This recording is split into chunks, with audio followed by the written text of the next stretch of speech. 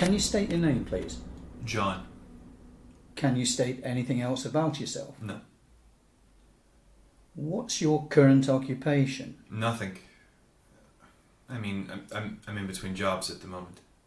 And before that? I was a US Air Force captain. Can we have a date code, please? August 24, 1984. Time is 9:15 a.m.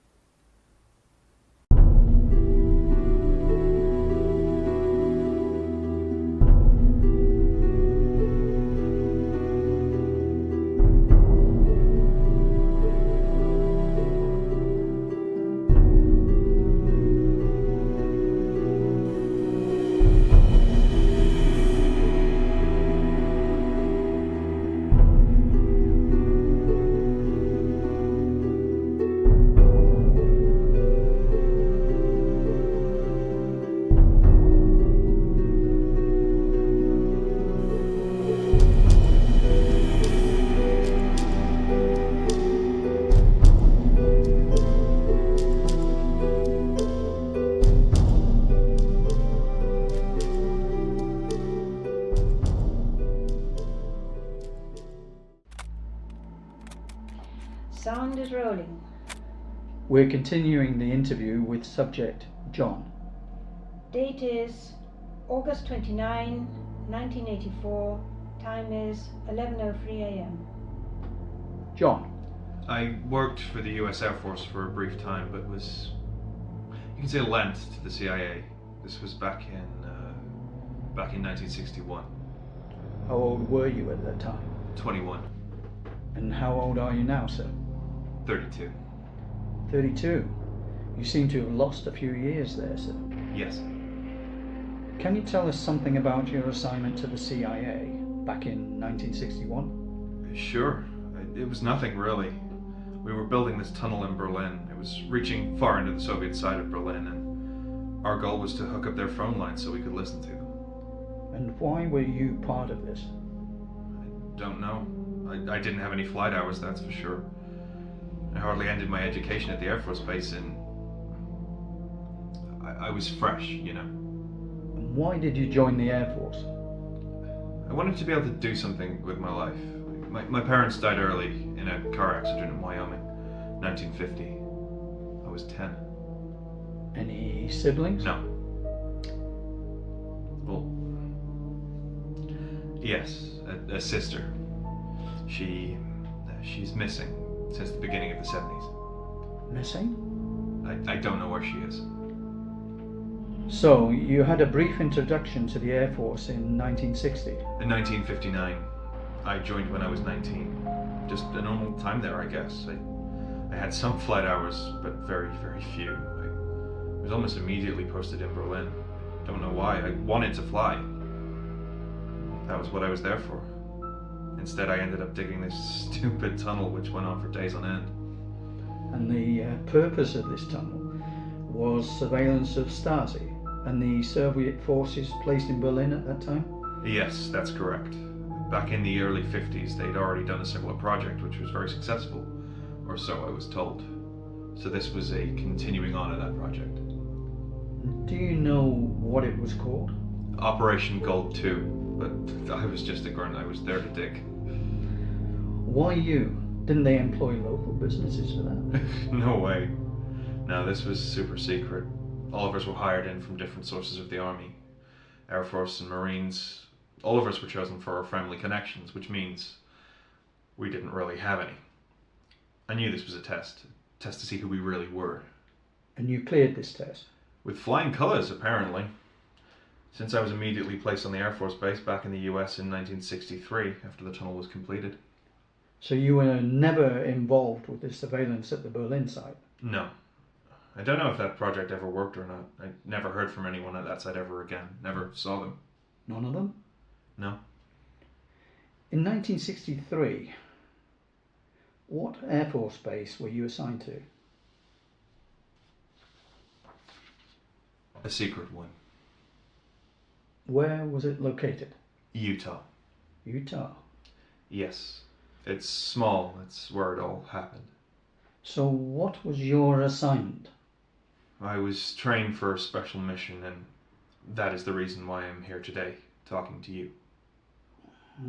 So the purpose of this interview is to let the world know about this mission. No, to warn everyone to get the word out. That what? Are you okay? John? Do you want to take a break? Sound is rolling. John? August 29, 1984, 2:45 p.m., 2:46. John? Yes, I better take this from where it started. You know, I've only been back for 3 years. Lots to catch up with. The world has changed, I'll tell you that. Some amazing stuff going on. Like what? Well, I was at an arcade the other day. It was the most fun I've had since I was back. Playing these amazing arcade machines. That yellow guy eating those dots. I could play that all day. And oh, the pinballs, damn, they've changed. And to the better, I'm used to those pins from the mid-60s, you know. Now they have voices, really cool computer sounds and stuff. I mean, I've never seen anything like it. No games where you were? No way. I mean, I've seen things similar to these pinballs in arcades. I mean, my god, the computers, lights, the technology, but at least at the arcade it's all done for fun. I love that. It's fun. It really shows you what we are. What we are? Humans. It shows you what we humans are. We like to be entertained. We love entertainment. We enjoy the thought of another world, the idea. Is that why we go to the movies? I guess. And how about another world? Let me tell you, that's all. What happened in 1963? My assignment first was mostly filing secret documents as an aide to one of the base commanders. The guy I was going to meet more later, a colonel. I don't want to tell you his name. Just call him Colonel X. Colonel X? Yes, Colonel X. So, who was this? I mean, can you tell us a bit about him? He was he wasn't mean to me, but damn, he could be terrible at times. If he didn't get what he wanted, he screamed and became physical. I don't know how many guys he punched in the face just during those first years at the base. He was violent? At times. And they let him stay? But he was one of the chosen from the beginning. Chosen? Why? He was our interpreter. I learned the language from him, but this was later, maybe in 1965, 1966, but I wasn't the main guy for the language. At first, I thought this was an old, antique language, you know? So from 1963 to 1964, I was his aide, working very closely with him. I started to understand what this was all about at the end of that period. That's when he let me know what was going on. But that was at the very end, when the project started in 68. And what was it all about? That we had made contact, and we were preparing for visitors from another solar system.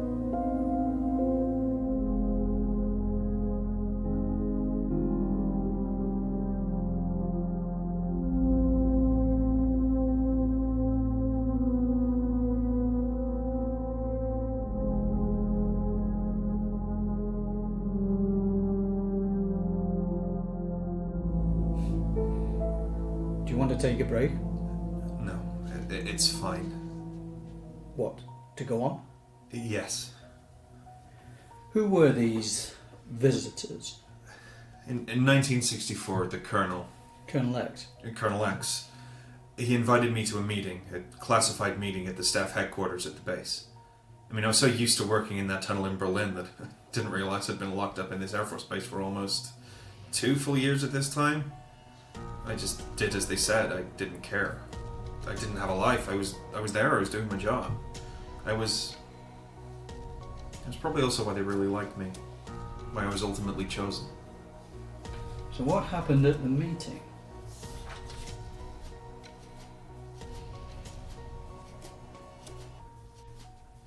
So, at the meeting, we were at this fancy headquarters. Didn't look at all like the rest of the base. Nice rooms, cute girls working there as aides to the general, the other colonels.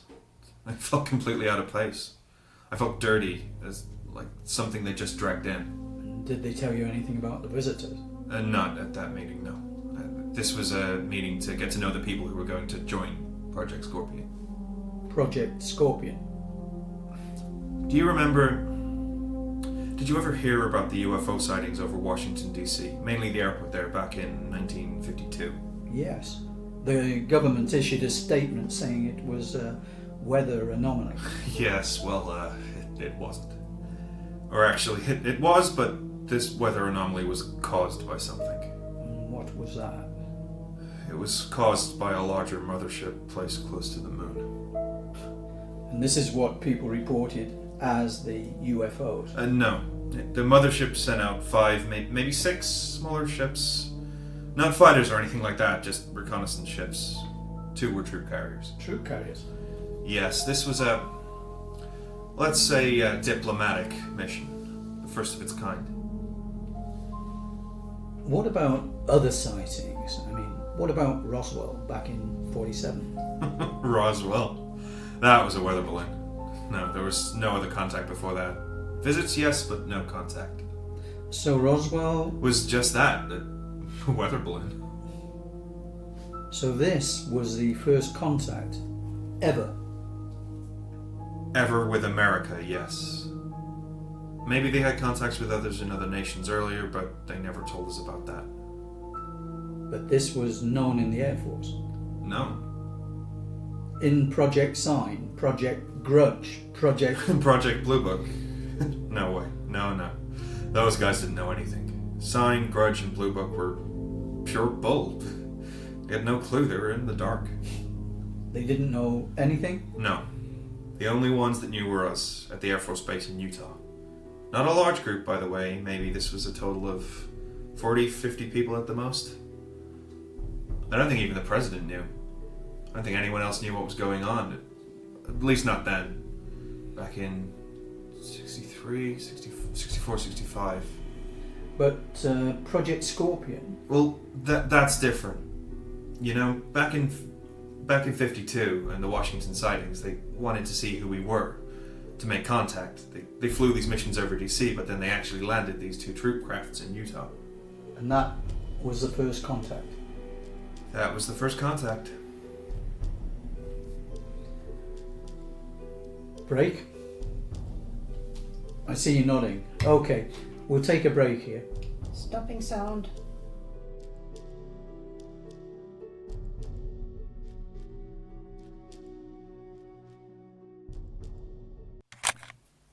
Sound rolling, August 29, 1984. Time is... Oh, my watch stopped. Time is 5:16 a.m.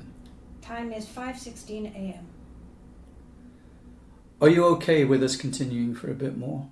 We have to get back on Tuesday and we want to be sure that we have everything in order. You okay with that? Sure. Okay, so where were we? You told us that Project Sign, Project Grudge and Project Blue Book, all UFO projects conducted by the US Air Force, was clueless to what was going on. Yes, that's correct. We don't know much about these projects, but their official statements seem to say that there are no extraterrestrials visiting us. Yes, they had this order from higher authorities to say that. At the time, and I assume this is still policy, they were afraid the Russians would use this as a propaganda tool, like flooding our newspapers with false stories, creating propaganda attacks against us, maybe even screwing with our elections. What would be the purpose of that? To create chaos in our administration, of course. Flooding the CIA and Air Force and other units with UFO reports. It would mean too much work for these units. Work that was needed elsewhere.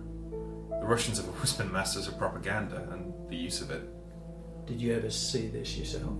Well, the tunnel under Berlin, I never saw the real project, the surveillance, but yes.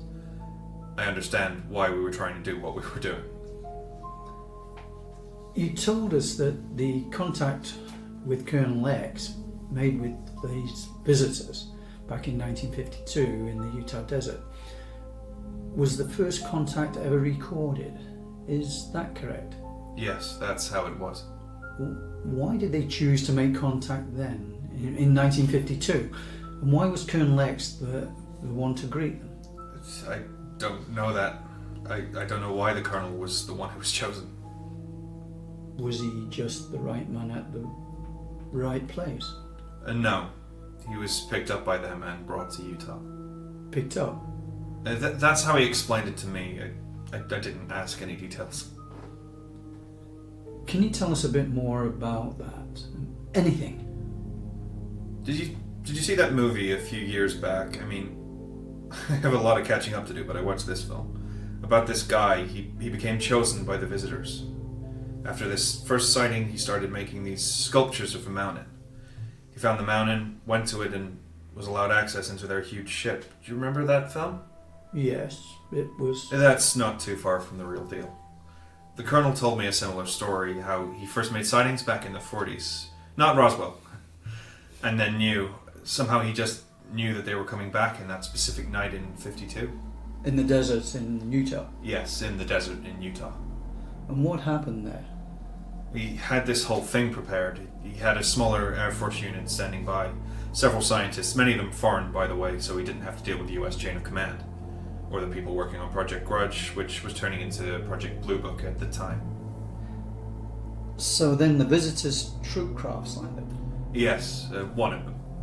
One was hovering over the whole site. The meeting was brief, maybe just 30 minutes or so, and then they were gone, just like that. How was the meeting? The Colonel talked highly about them, telling us that the troop craft housed maybe 15 of these creatures, he said. Can you tell us what they looked like? Sure, in a minute.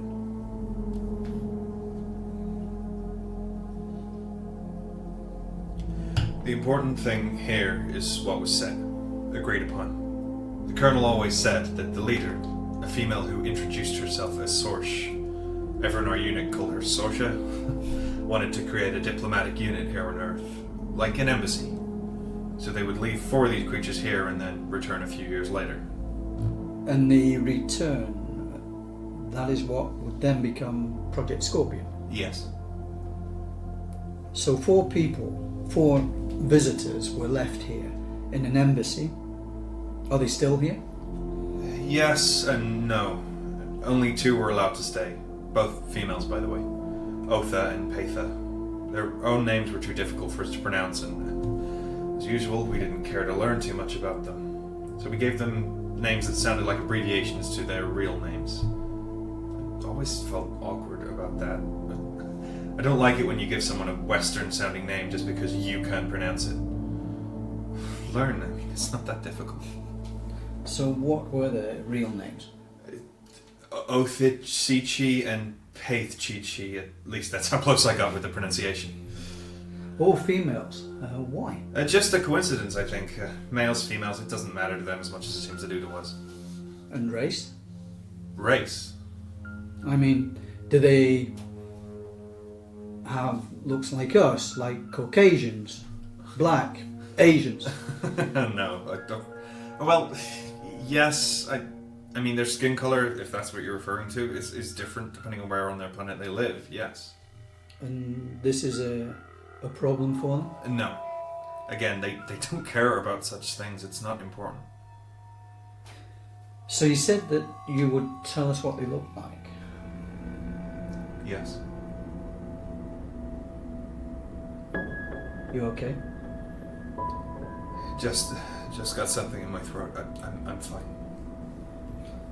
So, their appearance? Yes. They're not tall, maybe average, a bit smaller than us. Their planet is warm, very warm, like the tropics for us. Their bodies are thin, shorter than us. Their skin is usually darker than a Caucasian, not brown, more towards green, grey. Some even have a slight blue tint. Are they humanoids? I mean, do they look like us? In a way. They have arms and legs and a head, yes. The eyes are larger, their pupils have a larger range. The eyes go back on the sides a bit more, so their field of vision is larger than ours. But the drawback is that they don't really like bright lights. They have an amazing night vision though. Their nose is small, they don't use their noses as much as we do. Smell and taste are the senses that are the least pronounced. Maybe that can explain their lack in good food. You eat their food? Of course.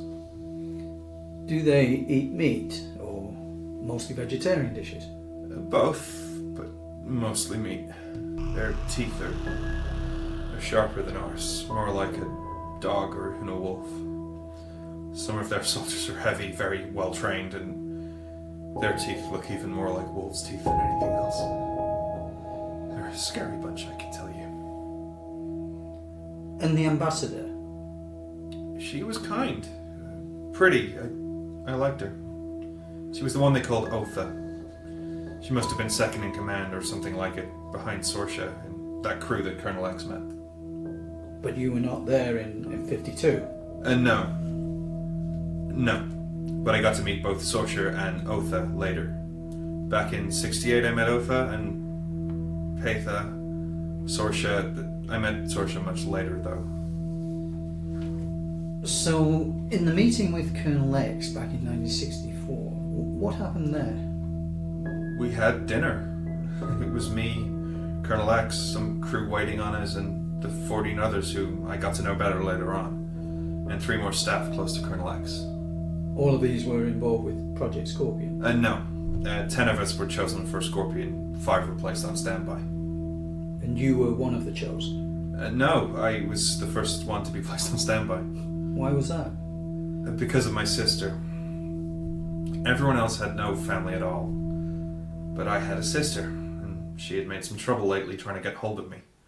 Calling the Air Force, making all kinds of excuses to get to meet me. She even tried to get me off the base by reporting me to the police. Reporting you? Yeah, she made up some stupid stories, then she disappeared. It was the first time she vanished, back in 64, just before this meeting with Colonel X. But she came back? That's what I heard, yes. She came back, calmer. And called the bases. Retracted everything she told the police. What do you think happened? I don't know. I don't want to speculate. US Air Force? I can see you shaking your head. Well, I don't want to speculate. I only want to tell you things I know for sure. So she vanished. She never bothered the Air Force again. And you were chosen as a standby, correct? Yes. Then what happened? A few years passed. We went through some really heavy training.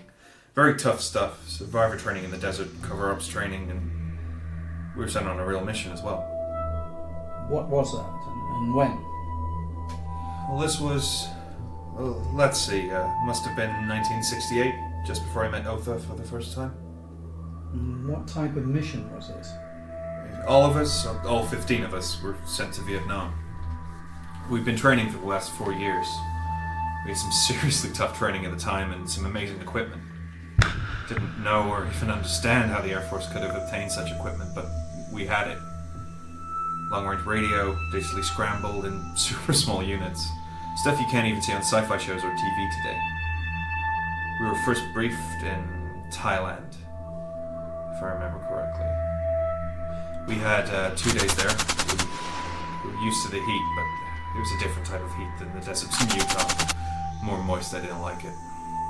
And what was the purpose of the mission? We were airdropped inside Laos, all 15 of us. We were supposed to get inside a huge army compound in Laos. Take all intelligence material we could find, documents, tapes, maps, anything, and then get back to the rendezvous point about 30 miles south by a river. And did you get involved in any fighting? No, the mission went smooth. Very smooth. As I said, we had some amazing training at the time, and we really enjoyed being out of that base. We knew what we'd signed up on, but still this was more like a vacation for us. And did the mission succeed? Yes. Yes, it did. Can you tell us anything else about that mission? No. No, I don't want to do that. That's still a classified mission, and I don't want to reveal classified information. But Project Scorpion's classified as well. But that's different. I'm not here to reveal classified information. I'm here to save our lives.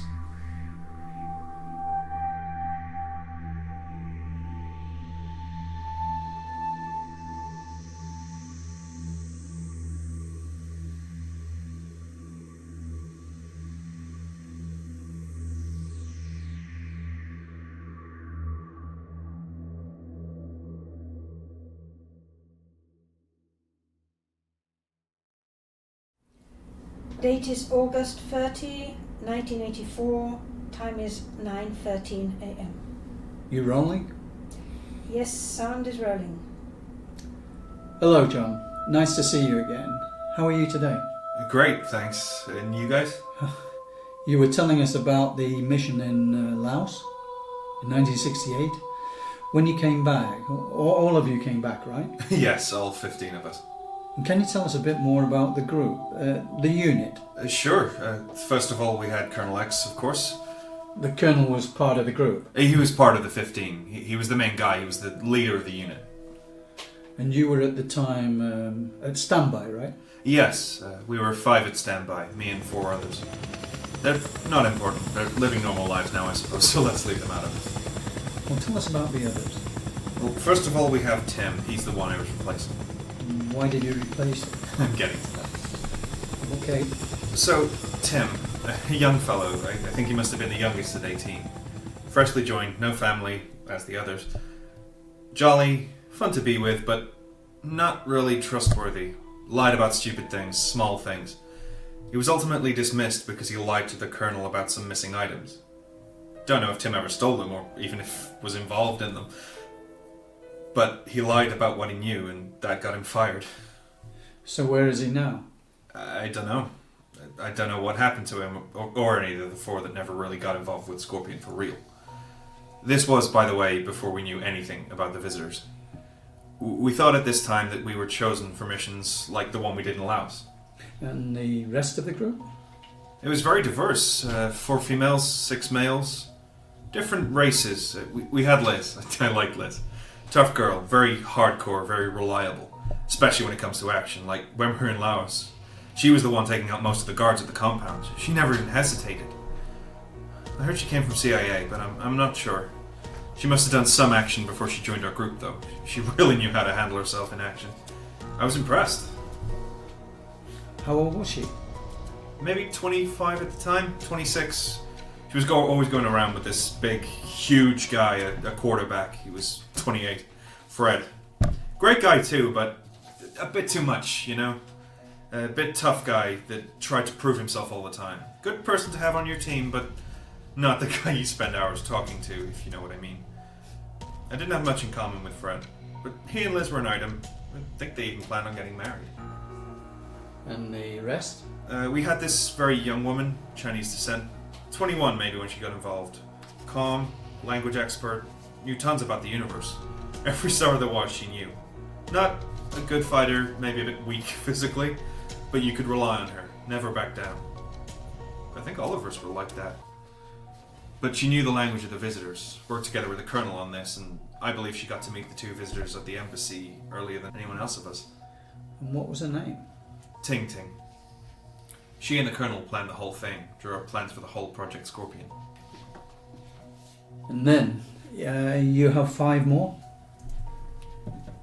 Yes, my group, I mean, the group of people I mostly work with, were Henry, Red, Irving, and Penelope. I'd met all of them before, actually, back in Berlin. And they also worked on the tunnel for CIA? No, I just met them when I worked in Berlin. I never worked with them there. I didn't meet them at the same time. Henry was a data analytic, knew a lot about programming, and this was rare back in the 60s. He was the oldest of us, about 30 when he joined the project, the last to join as well. And Henry and Irving were these intelligence officers, probably working for CIA, but I don't know.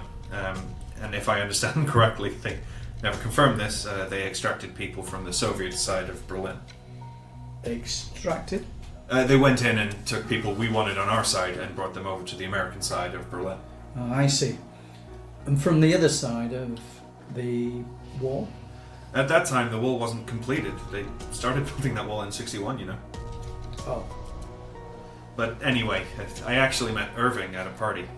A small party thrown by the CIA at the time. I didn't talk to many people, but I was introduced to a few, and Irving was one of them. So Irving, Henry, and Red were known to me, as was Penelope. I liked her the most. Tell us about her. Well, she was pretty. My age. Came from close to where I came from, so we had a lot to talk about. Connected with her more than anyone. You talked about Berlin as well? Sometimes, but mostly we talked about home. I was heartbroken. She was the first to die or go missing.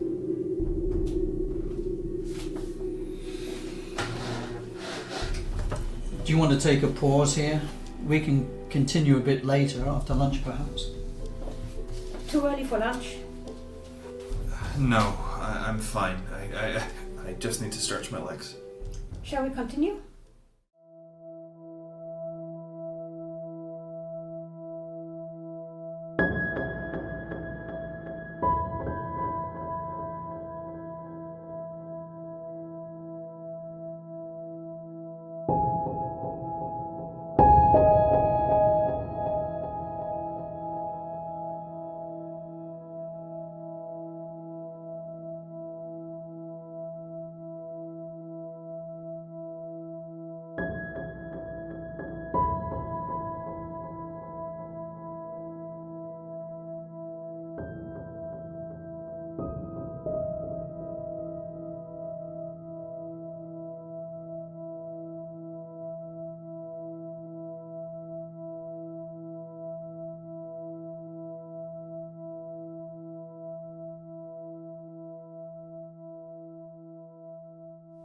Tell us about Project Scorpion.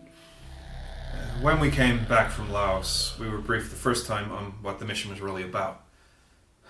Damn, that was a scary meeting.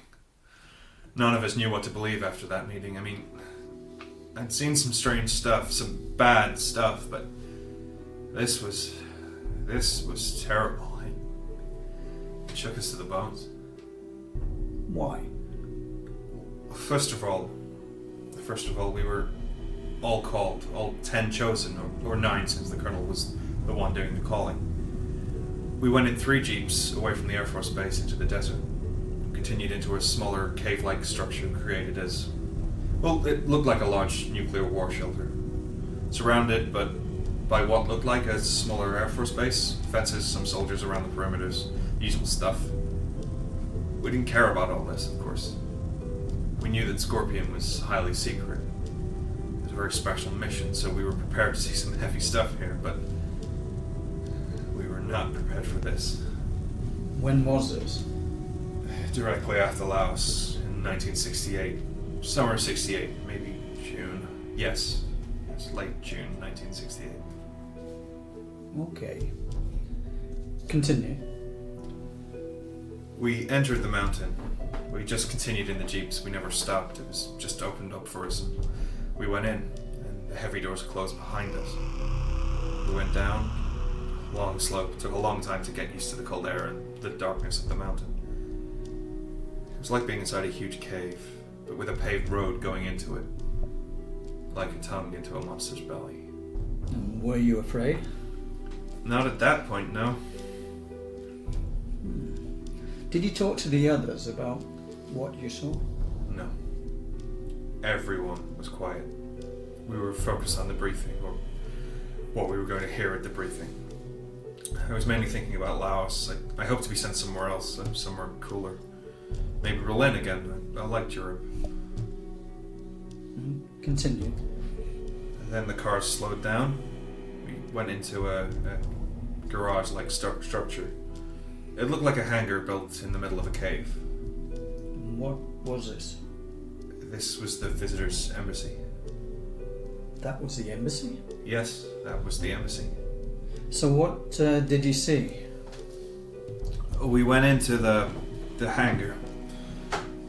The jeep stopped by a wall, an inner wall. The colonel ordered us out, and we jumped out the cars, of course. We were shown through a smaller door, a wooden door, leading into a small conference room. Nothing special at all. Were the visitors there? No. We were placed by the table. It was us 10. No one else, and then the door opened.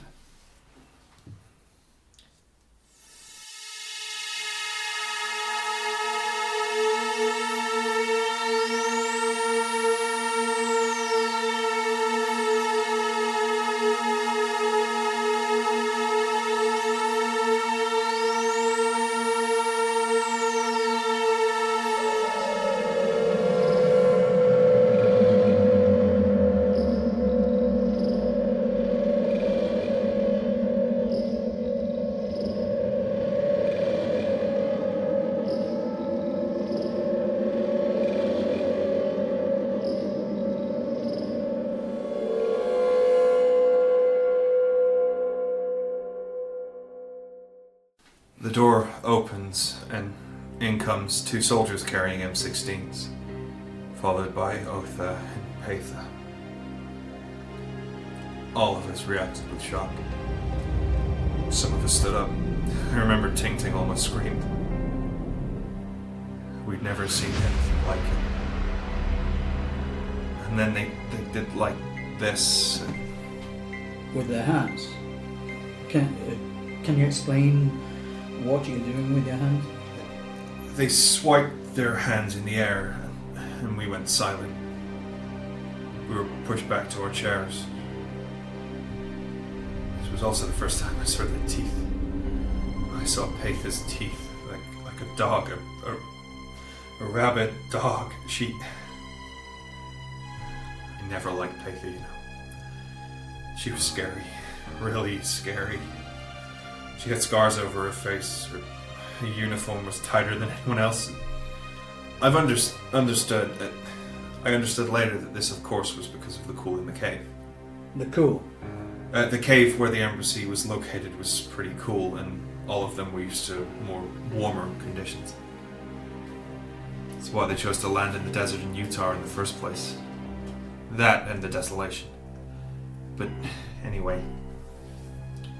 Their uniforms were made of something resembling these emergency blankets, though not that shiny. It's a thin metal powered by a really small battery unit in the collar. It has an air conditioning system created especially for their bodies, since they have cooler bodies than humans, and their cell structure is different. That aircon system never really worked as well on us as on them. So, in front of you is Otha and Patha? Yes, and Otha started to talk. What did she say?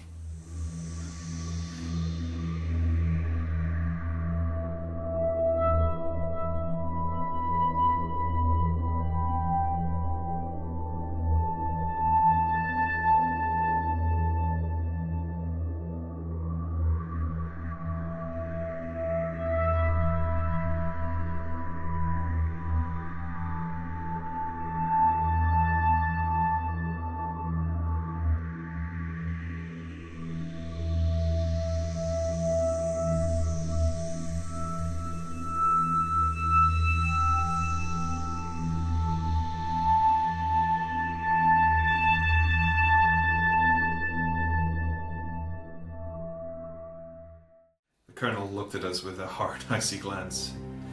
He didn't enjoy our reaction. Though he did present them to us like this to get as honest a reaction as he could, so it really was his own fault. We started to calm down, but Otha's voice made it difficult to focus. Why was that? They have this, dark, scratchy voice. It's like claws on a blackboard. Did they speak English? Yes, and French and Chinese, Mandarin, and a few other languages. Really? Yes, but Ting Ting could also translate at this point, as could, of course, the colonel. I didn't understand Ting Ting's reaction when she saw them the first time, since I thought after that she must have been briefed about them before us, but she hadn't. She was told that this was a foreign, an old antique language. She never knew before that moment that it was extraterrestrial. Well, why was that? Why didn't they tell her? They didn't tell anyone, for several reasons. One was that they wanted a more true, a more honest reaction. The other, of course, was that if we had to drop out, we couldn't tell anyone about the project. So what did Otha say? She started to talk. She said that she and Patha were from a solar system in what we call the Cygnus constellation, about 1283 light years from Earth. They're acquired people, living on 2 planets in that system. They have 4 different languages, 2 of which are mainly used. The one they used with us was the language most used on their planet. The planets consisted of 10 different governments, all friendly to each other, but a bit differently structured when it came to economy. They have an economic system similar to ours, but it seems to be more regulated. So she talked about that world for maybe for 15 minutes. And then? Then Patha started to talk.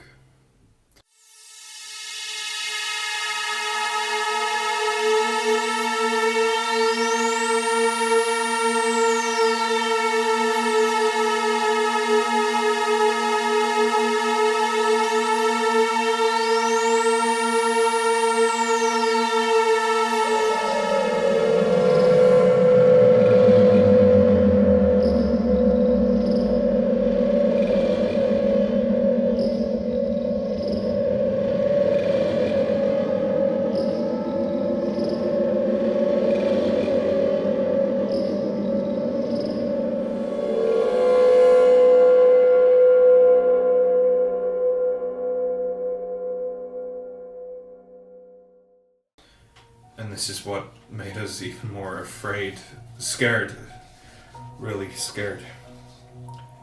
Her voice, it was worse than Otha's, but what she said.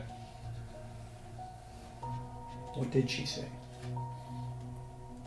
The country, or the government that had sent them out, was the military branch of the 2 planets. They were building a megastructure around their sun to harness the energy. Why did this make you scared?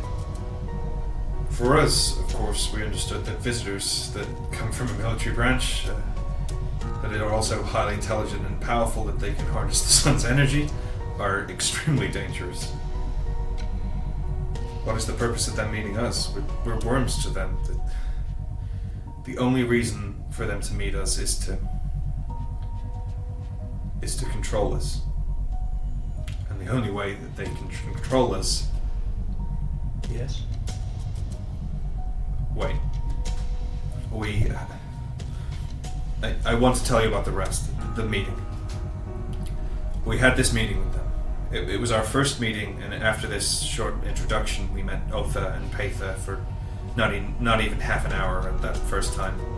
We then got a briefing by the Colonel. And this is the time he told you about the real mission, Project Scorpion? Yes, correct. So, he says that Project Scorpion is an exchange program. Otha and Patha had been on Earth for a couple of years, and now it's time for us to go to them. Then that's what you were chosen for? Yes, that's what we were chosen for. So then what happened? You left for their planet? No. We had about a year of preparation to do. Us 10. We never saw the other 4, even though they were still on the base. Just in case, but we got to spend more and more time at the embassy in the cave. I got to meet Otha much more. We talked a lot. Never really met Pather again after that, which I didn't mind, by the way, since she scared me anyway. Otha didn't scare me that way. You liked Otha? Yes, I liked Otha. I liked Otha so much that it actually made things difficult between me and Penelope. Was she like your girlfriend at the time? No way. No, nothing like that. I don't know what she thought, what she wanted, but it wasn't allowed anyway. It wasn't allowed. We would have been kicked out, and I didn't want that. I wanted to go to space. I wanted to see this world they had, their fruit, their spaceships, their technology, their weapons. Did you ever get involved with those? More personal, intimate? No way. No. Nothing like that. This is one of the things we never really figured out, but we never found out anything about their sexuality, if there was any.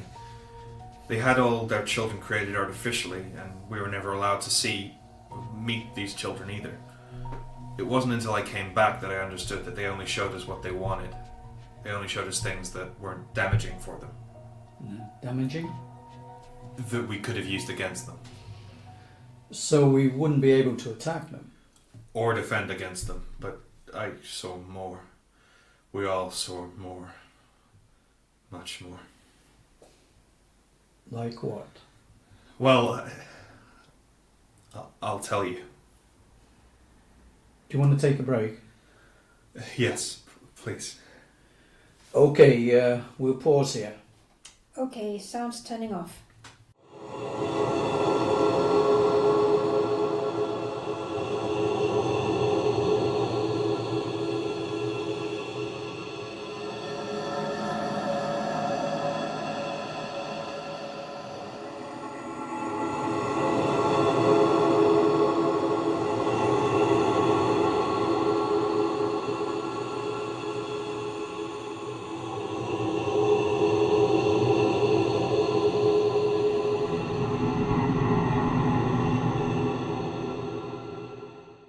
Time is 3:29 p.m. and the date is still August 30, 1984, and the sound is rolling.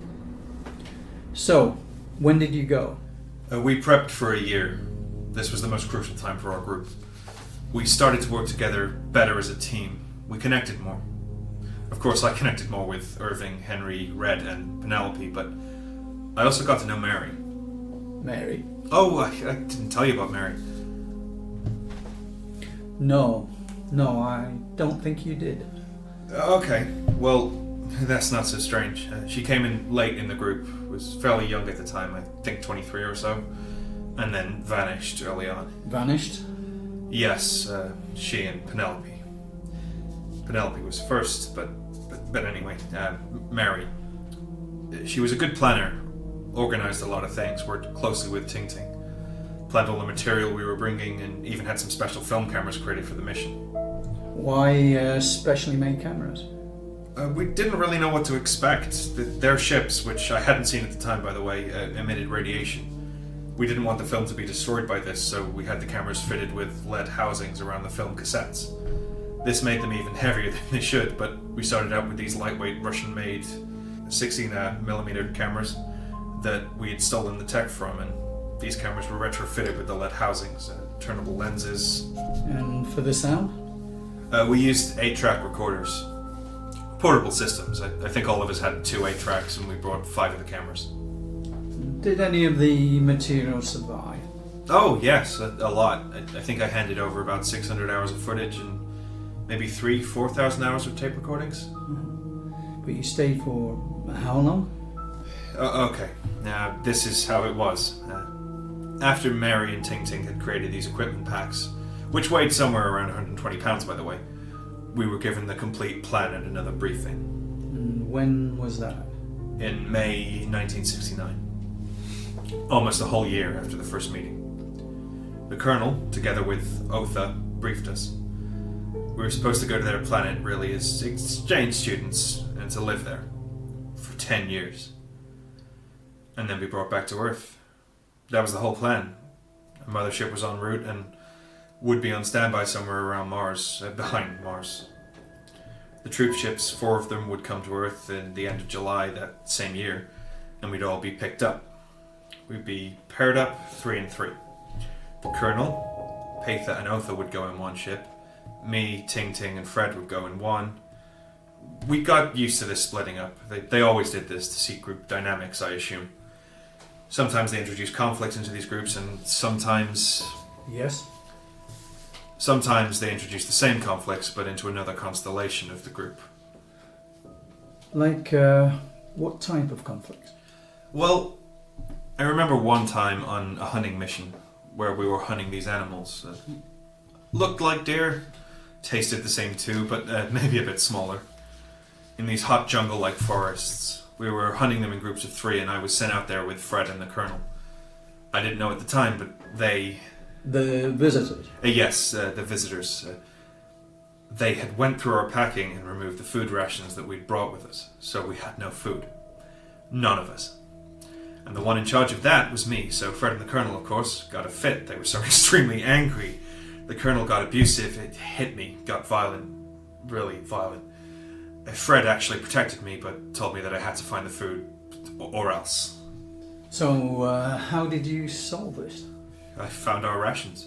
You found them? Yes, they were in other bags back at our camp. I blamed it on the heat at the time, that it was my first hunting trip. And did they always hunt for food? No, it was just like entertainment. So you found the food? Yes. But this is what struck me as weird.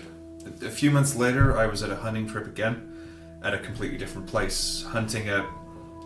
Well, we called them crocodiles, but they were really almost bird-like creatures which could fly, but swim. Like penguins with enormous teeth that attacked everything that moved, but... Oh, the meat was amazing. I loved that one. And what happened? Well, the same thing. It was me, Ting Ting, and Liz. We ended up far away from the camp. This time it was Ting Ting who was in charge of stuff like the rations, and they were gone. Found later, same as in my situation, in the camp. But the resolution was different. I mean, neither me, Liz, or Ting Ting got abusive. We never hit each other, and we never blamed Ting Ting. I even remembered the first time, and Liz had been in a similar situation too, so we kind of thought, no, we knew that the rations were back at the camp. So we just went back there, found them, and had our dinner. Why do you think they did this? To understand us. They didn't have these emotions, and I'm sure they have emotions, but not so visible, not so extrovert as some of us can be. I mean, go to any bar, or better yet, a disco, at night, and look at humans drinking. See how they behave, see how all their emotions are spilling out, usually onto the dance floor. How they love, hate, fight. And what do you think about that? I love it. Of course I love it. Maybe that was also the only thing I really liked with Patha, because she was mean. At least she showed some emotions. She showed hate, meanness. She wanted to kill us, eat us, torture us. You could see it in her eyes, in her whole face. She didn't try to hide it. That's what I liked. At least she didn't try to hide it. You talked about the equipment. That weighed close to 120 pounds. Oh, yes. Big packs. We carried a lot of stuff with us on this journey. Like what? Food rations, clothes, tools, writing equipment, film to the cameras, both still and film cameras, of course, tapes to the 8-track recorders, and other smaller systems. Most of the stuff we brought was for documentation, sensors for picking up data about the world around us, gas sensors, radiation, you name it. We got it. We had more. Those were just the personal packs, but we had some huge crates with stuff which were for the whole unit as well. Okay, so getting back to the troop carrier in 1969. Yes, we boarded the carriers, went to the mothership. Damn. It was the largest thing I've ever seen up to that point. I've seen larger structures after that. You have no idea. Like what? I'm getting to that. So we got into the mothership. It was bright. Nice. Not too hot, not too cold, just like perfect. Clean, white and grey walls. Some areas with coloured symbols. Mostly they use colours to provide information. They have several script languages too, but they use symbols and colours, mainly colours. And did you get one big room or separate rooms? We had separate rooms. The whole journey is long. I mean, It's not 1200 years flying in light speed. It doesn't work like that. No, they bend space. And this is one of the reasons why they don't do many visits. We're apparently pretty far away from most other intelligent beings in our galaxy. And the energy used for these jumps, it's incredible. So as far as I know, they've only done it 3 times. 3 times? Yes.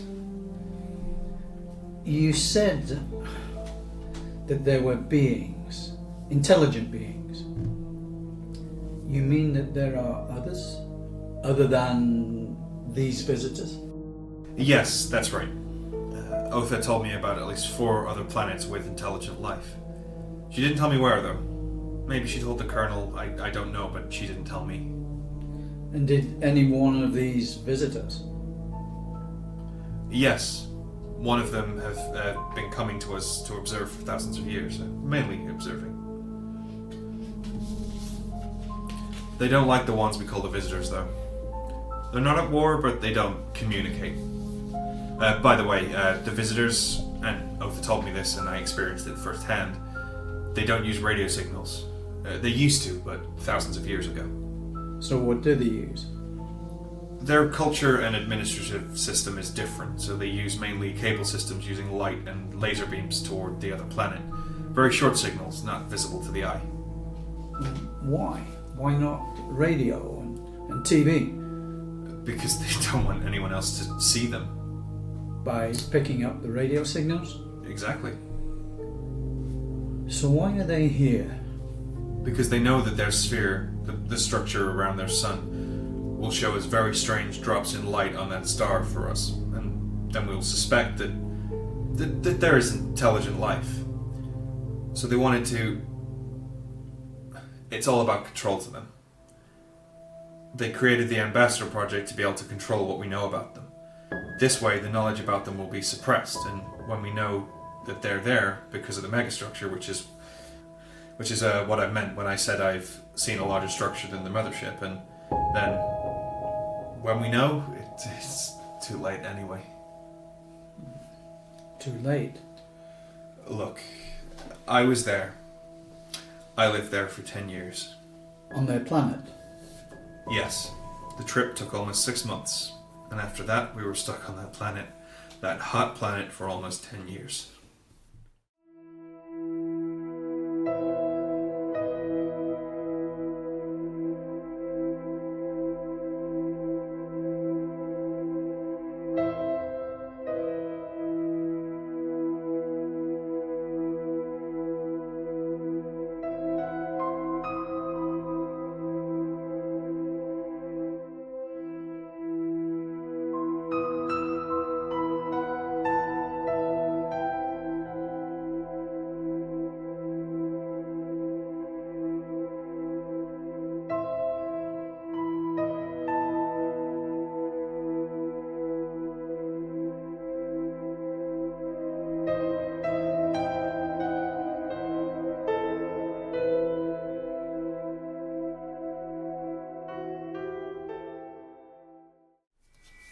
Tell us about life on that planet.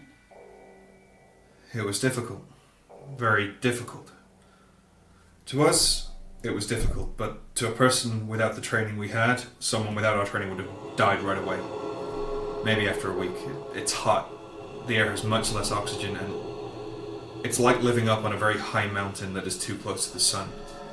It's a very difficult situation, and you always get too little fluids. I mean, water exists, of course, but it's controlled, and we wanted us to be weak. Did anyone die? No. Or, I mean, not by the conditions there. So? Yes. So we ended up on that planet. This was beginning of 1970, our time. We were given a house, a very nice structure with it was almost like separate apartments with kitchen, bedroom, living room. Looked similar to Earth houses.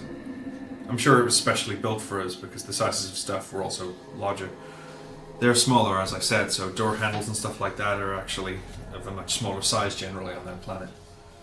And so you enjoyed your apartment? Yes, we had nice living quarters. It was good. And the food? Okay. I had no problems as long as I could prepare it myself. The visitors' own food was tasteless. Others had problems with almost all food, though. Like who? Ting Ting, Liz, Red, and Irving, mainly. Penelope too, but she wasn't with us for long. What kind of problems? Digestive problems. The meat was meat, very similar to ours, but not exactly the same. Some couldn't eat their potatoes either. They look like these purple potatoes we have, but they're much larger and taste more sweet. They're like a cross between an apple and a potato. More juicy, very tasty, but difficult to digest. So some of them had problems with this. But you didn't? And no, main problem for me was the heat. I didn't like the heat. Tell me about life there, on their planet. Everything was normal at first. Or as normal as it could be on a foreign world. We had our living quarters, we were invited to the administration rulers, like their government. The governments of that country? They don't really have countries, more like administrative areas. Not like our states, our counties. It's more like cities. Very sketchy borders, no customs or tolls, nothing like that. They're pretty free to roam where they like, even though everyone has their own job. Like everyone knows what to do.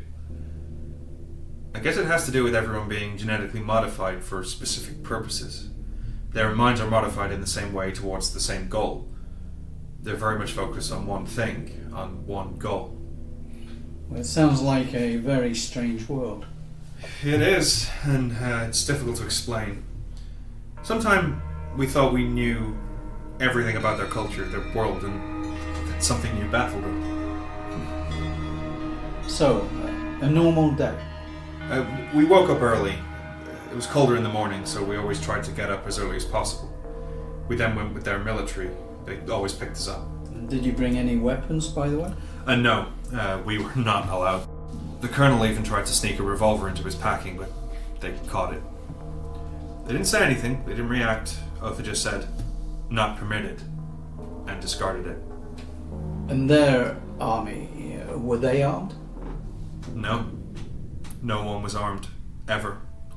I never saw any weapons during the 10 years I was there. That's strange. I got the feeling you described them as a militaristic race. Oh, yes, but, they didn't need any. How come? They were so powerful. Their strength was amazing. Fred was absolutely the strongest of us all, and he wouldn't stand a chance against Otha. And she was pretty old and small, even compared to the others. So, their personal physique was amazing, and then of course they had their own vehicles. All their troop carriers, the motherships, the patrol ships, all of those flying vehicles were armed. I saw those weapons in action. That I did. So when the army picked you up, what happened next? Where did they bring you? Usually to the government buildings. It was like, we can call it downtown. We lived in a city, really, with lots of buildings. For me, it looked like Russia, with grey, semi-high buildings without any colours or nice parks or anything. It was mostly concrete, or not concrete, but it's a plastic polymer. Very strong and self-cleaning by the UV radiation. It's a nice way of building. It's also a nice material since it isolates the houses, so they're much cooler on the inside. And then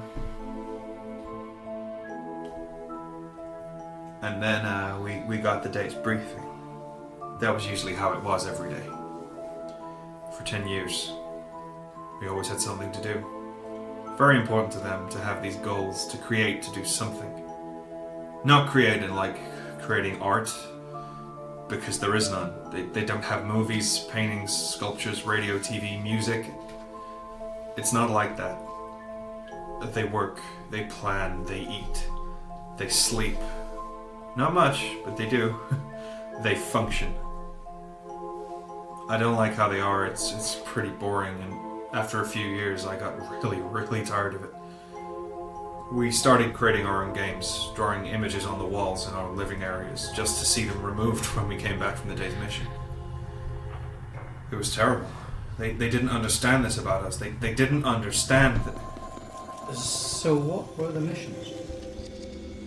to see how they lived, or rather to see how they wanted us to know how they lived.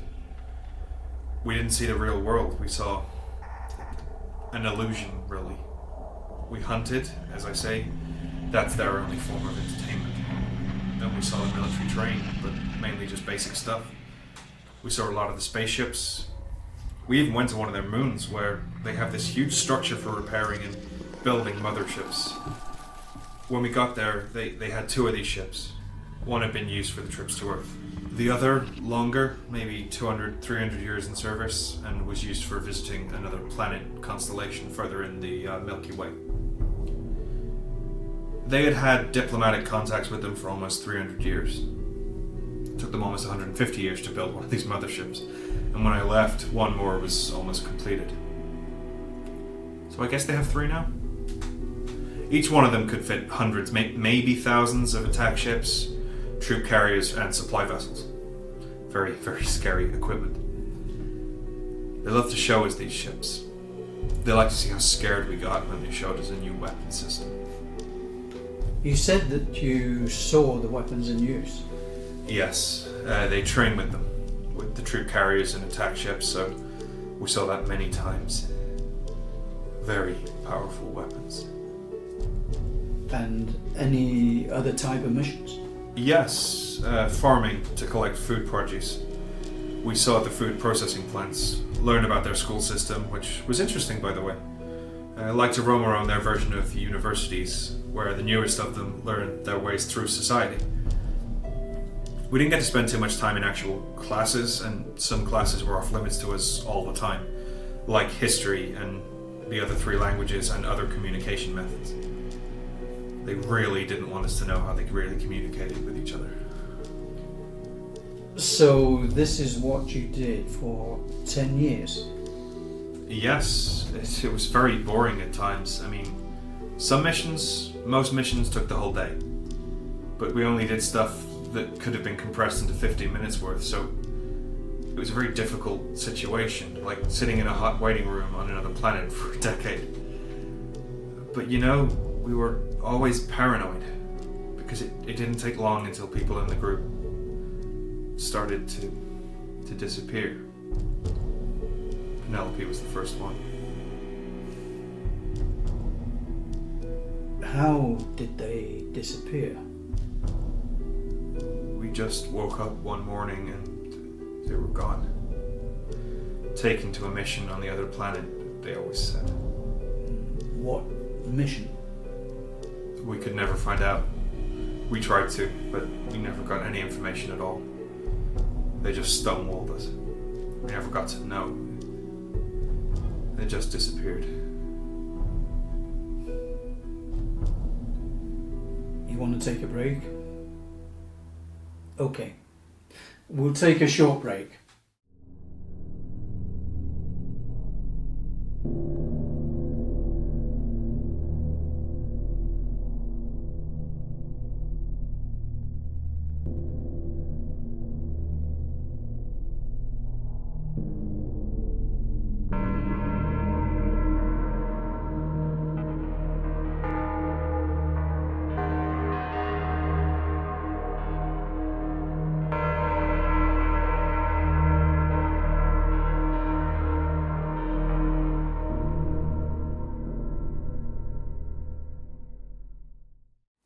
Same date, August 30, 1984.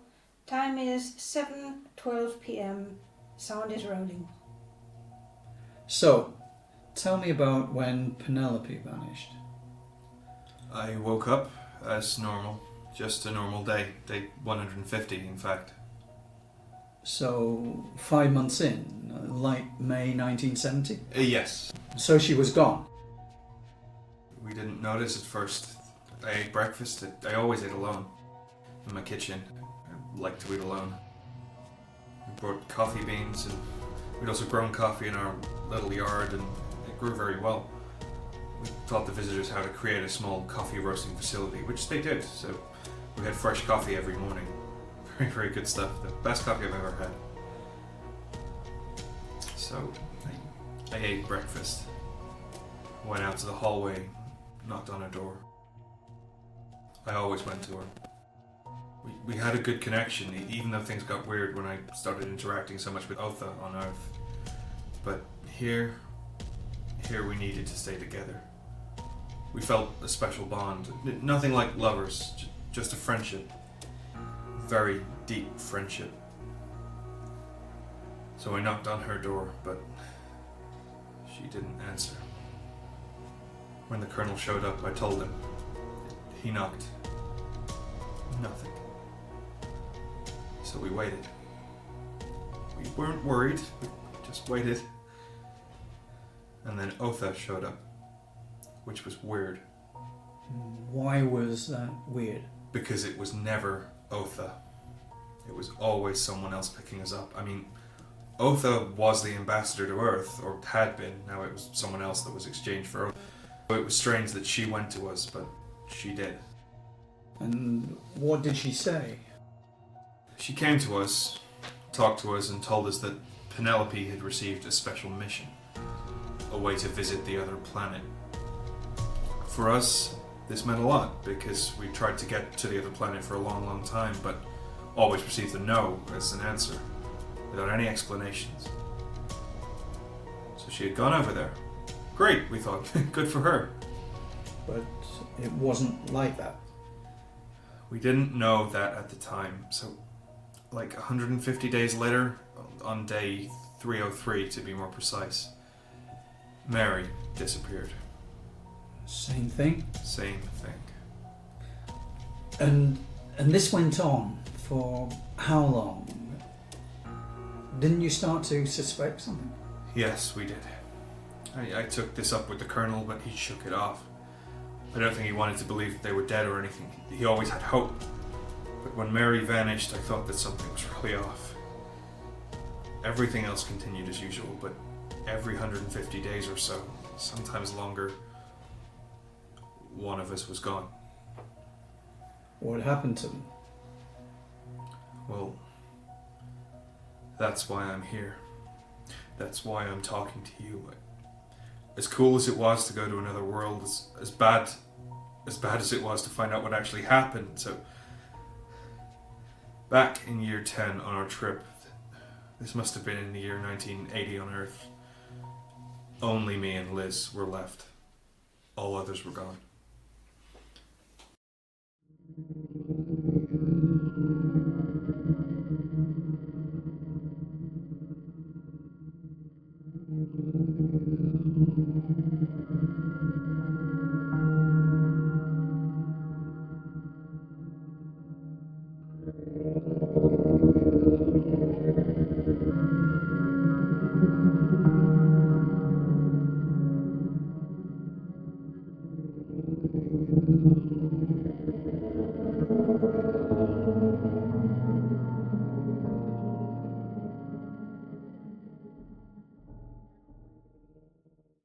And then suddenly, Sorsha shows up. Sorsha? Remember, the one that first contacted the Colonel back in 52 for the mission to create an embassy on Earth. Ah, I see. But you had never met her, right? No, I hadn't. But I'd seen photos of her and film taken during the interview, so I knew who she was. So Sorsha came to you? Yes, in the middle of the night. Alone. She took us to a small troop carrier, different from the others. This had red and green markings. All the ones that we were allowed into had yellow markings. The yellow vehicles were training equipment, usually without surveillance and larger weapon systems. This one, though, damn, it was equipped with everything. So she had a crew? No. These smaller carriers can be fully automatic, programmed to fly anywhere you want. Though short distances, like to their moon or so, not to our solar system or Earth or anything like that. But yes, short distances into space. So, she took us to the moon where their mothership, the oldest one, the first one, was being prepped for a journey. She told us to hide in the transport carrier, and we got in some sort of cabinet. We thought we were going to this other planet system, and hopefully we would meet the others. That's what I thought. And that's what I told Liz. But you were not going to the other planet system, were you? No. We were going back home. To Earth. We had to stay in the troop carrier for hours until the flight deck on the mothership was almost empty. The mothership was ready for takeoff and we could feel it starting to enter these enormous high speeds needed to build the space-time bridge. Very powerful, felt nauseous. But it worked. Sorsha showed us down into the belly of the ship, deep, deep down. We walked through a narrow, almost completely white corridor and walked for, must have been almost an hour, until we reached an opening. A small room, elliptic, with grey floor, red markings on the walls, and a more dim light in the roof. On the further end was a large glass door, completely black. Couldn't see a thing. It looked like a polished piece of black stone. She told you anything? I mean, did Sorsha tell you anything what this was all about? Not until we reached the room. Then she opened her mouth, showed her wolf teeth, her red pearl eyes burning. She was emotional, and it wasn't common to see them express emotion, not even anger, but she didn't express anger. She expressed sorrow. She was sad. She didn't say that, but I felt it. I knew it. Sorsha walked up to us, and with a solemn voice, as solemn as she could manage, she told us that we were in danger. Not only me and Liz, but our whole world. That this was a prep round, a last reconnaissance trip to our solar system before hell would break loose. Hell? And then she turned to the door. The black glass turned a dial on the wall and the door turned transparent. What did you see? Inside, me and Liz, walked up to the door, looked through the glass. We saw this huge room, huge, must have been hundreds of yards across and several hundred long. We couldn't really see the walls, it was so huge. What was in it? People. Not only from our planet, but from other planets as well. Open. They had opened them, pulled out their intestines, their hearts, lungs. Parts of them were skinned, but the worst thing, they kept them alive. And there, on the further side, I saw Penelope. She looked at me. She recognized me. For 10 years she had been there, open like that. Naked. Still alive, feeling everything they did to her. But why? They wanted to know every way they could kill us. Kill us? Liz was killed as we got back to the troop carrier months later. We hid on the ship, together with Sorsha, then made a run for it as soon as the ship passed Mars. We took this troop carrier, but Liz was killed. Sorsha got away before that. She didn't want anyone to know that she'd helped us. Why did she help you? I don't know. Maybe she'd worked on us for so long that she'd started to develop emotions, real emotions. Love, affection. I don't know. That's what I like to think anyway. That she liked us. That she didn't want to kill all of us. Not anymore. All of us? As we ran to the troop carrier, she told us that the next mission to our solar system, that's the year we all die.